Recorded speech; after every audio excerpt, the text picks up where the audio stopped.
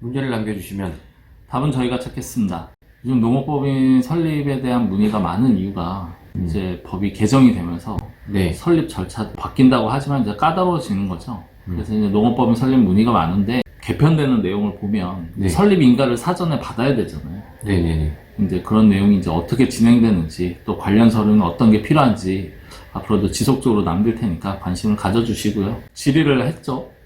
질의를 했는데 좀 답변이 좀 시원찮아가지고 원래 그렇습니다. 그럼 지금 국세청 담당자가 시원찮다고 얘기하는 건가요? 이게 왜냐면 책임 소재가 있기 때문에 말을 그렇게 함부로 하지 않고요. 이게 좀 두루뭉술해요, 항상. 그렇죠. 다툼이 생기고 문제가 돼 봐야지 이제 그렇죠. 사안에 따라서 이제 깊이 있는 내용을 보고 하는데 일단 내용은 그거였어요. 농업회사 법인이 그 법인세 감면이라는 걸 받잖아요. 네. 근데 이제 감면에 대해서 이게 되냐 안 되냐라는 질문이었는데 아마 이 영상을 보시는 농업법인 운영하시는 분들도 관심이 많으실 것 같아요. 왜냐면 스마트팜이랑 저 요즘에 트렌드잖아요, 그게. 그쵸. 같이 연결된 부분이니까 한번 이제 내용을 봐주시고 농업법인이 그 법인세 감면을 받는다고 하는데 네. 큰 틀만 뭐 한번 간략하게 정리해 주시죠. 일단은 식량작물 재배업 같은 경우에는 100% 면제고. 식량이라고 하면 이제 저희가 주식인 뭐 쌀, 네. 네, 쌀, 뭐 보리 보리, 뭐 이런 그렇게 개념으로 이해하면 생각하시면 되고. 그 다음에 작물 재배업은 이제 그 매출액에 따라서 네. 그 면제되는 범위가 정해져 있고요. 이제 뭐 기타 작물이라고 하면은 저희가 이제 뭐 야채, 채소, 콩나물. 뭐 이런 거 재배하는 네. 분들.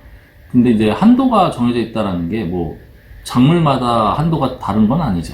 그죠. 이제 작물 재배업이 식량 빼고 그 개인 같은 경우에는 10억인데 법인은 50억까지거든요. 네. 그 법인세가 이제 면제가 되는 거고. 네. 혹시 이제 많이들 문의하신 게 이제 가공업이라든지 유통 하는 분들 같은 경우에는 어떻게 되냐 질문하시는데요. 그리고 이제 50% 감면이 있죠. 그러나 기한이 또 있죠. 기한이 있고 최저세 적용을 받고 이런 부분들이 좀 있습니다. 그렇죠. 그거는 우리가 이미 많이 찍었기 때문에 앞에 좀 영상을 보시면 될 것 같고. 앞에 영상에 아마 내용이 없어서 요 질문을 한번 하고 가야 되는데 보통 이제 농업을 하시는 분들이 한 가지만 하는 게 아니고 예를 들어서 뭐 감자, 고구마를 키워서 네. 그걸 이제 가공식품으로 튀겨서 만들기도 하고 혹은 그 자체를 또 유통도 하고 그러다 네. 보니까 이제 작물 재배라든지 이런 게 섞여 있는 경우도 많은데 네. 그런 경우에는 세금을 어떻게 내야 될까요? 이제 명확하게 구분해서 기장을 해야 돼요. 그래가지고 재배 쪽은 재배로 적용을 받고 유통은 유통대로 해서 나눠가지고 기장을 해야죠.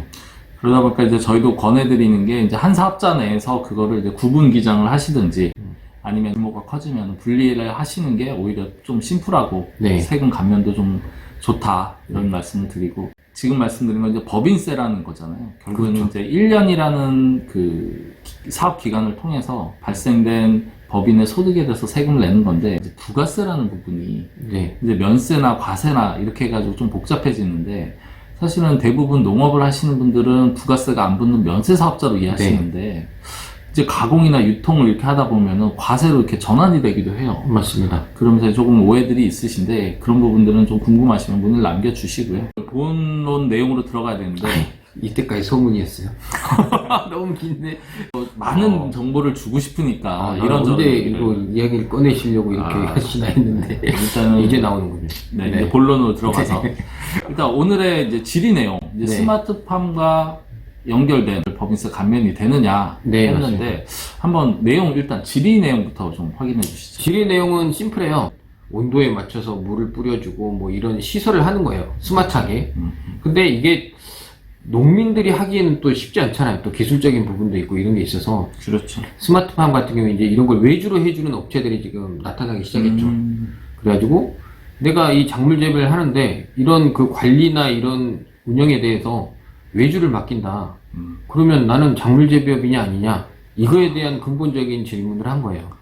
그렇죠. 이제 일손을 덜기 때문에 그 그렇죠. 업체에서 관리를 해주는 부분이 포지션이 커지는 거죠. 뭐 이제 물 주는 부분도 기계가 하니까. 그렇죠. 그리고 그 조절마저도 이제 업체한테 맡기게 되면 내가 농사 짓는 것 같진 않은 느낌이 들긴 하는데 자 그렇게 해서 농업법인이 발생된 소득에 대해서 법인세 감면 되냐? 네. 자 어떻게 되나요? 답변은 애매하죠. 네. 다른 규정 요거를 좀 참조해라 이렇게 답변이었어요. 참조해서 네가 판단해라. 그렇죠. 아니, 원래 그런데 그리고 자세히 봤더니 결국에는 이게 제조업에 OEM 규정이 있어요. 그렇죠. 제조업을 하시는 분들 중에도 본인이 생산시설이나 이런 걸 다 갖추기는 어려우니까, 뭐 디자인이나 이런 건 하지만 생산은 실질적으로 다른 내부에 맡기죠. 네, 그렇게 많이 하죠. 근데 그래도 그런 제조업이죠. 그렇죠. 그런 경우에 OEM도 이제 제조업으로 보는데 그렇죠. 그거와 유사하게 판단하시면 된다 이렇게 답변이 왔어요. 근데 이제 OEM의 규정을 보면 결국에는 판매하고 이 책임을 자기가 져야 돼요. 그렇죠. 네. 초록마을 이런 데 가서 뭐 사면 생산자 뭐 이렇게 붙어 갖고 오잖아요. 스티커에. 네네. 그런 것처럼 그 사람의 브랜드로 그 사람의 책임 하에 이 유통이 되는 거면 제조업으로 보듯이 이 농업도 마찬가지로 그런 경우는 작물 재배업으로 볼 수 있다고 지금 판단을 내린 것 같거든요. 제조업 같은 경우에 OEM 규정을 아예 부가세법에 정해놨어요. 그거 보고 그 기준에 맞게 진행되면 작물 재배업으로 적용이 될 것 같습니다. 농업법인의 권리와 의무로 하고 있느냐를 본다는 얘기인데, 사실은 농업법인 설립할 때부터 사업 목적이 준비가 되어 있으시고 그 사업 목적이 농업법인에 해당이 되는지를 따져보는 게 첫 번째거든요. 그래서 이제 최근에도 많이 농업법인 설립해드렸는데 사업 목적을 갖다가 뭐 한 10개, 20개를 이렇게 적어 오셨어요. 근데 네. 이제 저희가 그 중에서 한 30% 이상은 걷어낸 것 같아요. 왜냐면 이제 본인은 농업이라 생각하시지만 농업법인 설립상의 사업 목적이 아닌 거죠. 그런 경우도 많다 보니까 설립할 때부터 농업법인의 목적이 맞는지, 그리고 본인이 하고자 하는 목적이 농업법인에 맞는지를 이중 크로스 하셔가지고 설립 여부를 판단하시면 좋을 것 같습니다. 네.